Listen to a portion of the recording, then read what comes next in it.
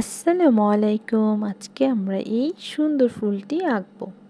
তো প্রথমে আমরা একটা রাউন্ড শেপ দিয়ে নিব।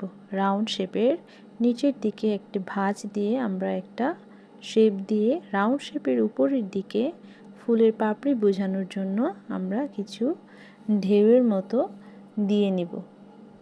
এখন আমরা সুন্দর করে পাপড়ি বোঝানোর জন্য ঢেউয়ের নিচ থেকে টান টান দিয়ে নিব। এখন ইউ শেপের মতো করে ফুলের নিচের দিকে আমরা একটা শেপ দিয়ে নিব এবং তাতে আমরা ফুলের নিচের অংশটুকু এঁকে নিব।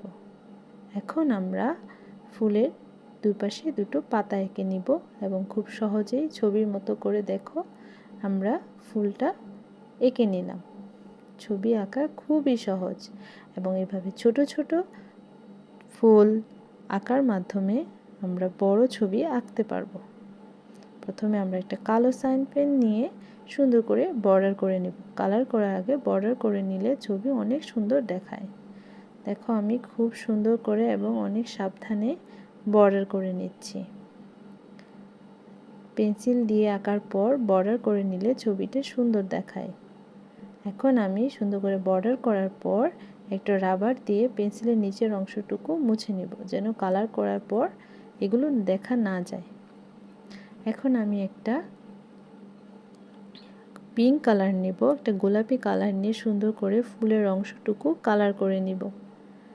ফুলের নিচের অংশটা পুরোপুরি আমি গোলাপি কালার করে নিলাম, উপরের দিকের অংশটুকু আমি মাঝখানে একটু একটু ফাঁক রেখে সুন্দর করে গোলাপি কালার করে নিলাম। এখন আমি একটা সুন্দরভাবে কালার করার পর এখন আমি ইয়েলো কালার দিয়ে সুন্দর করে গোলাপি কালার উপরে কালার করে দিলাম। এতে ফুলটি অনেক বেশি সুন্দর এবং আকর্ষণীয় দেখাবে। তুমি তোমার পছন্দ মতো যে কোনো কালার করে নিতে পারো।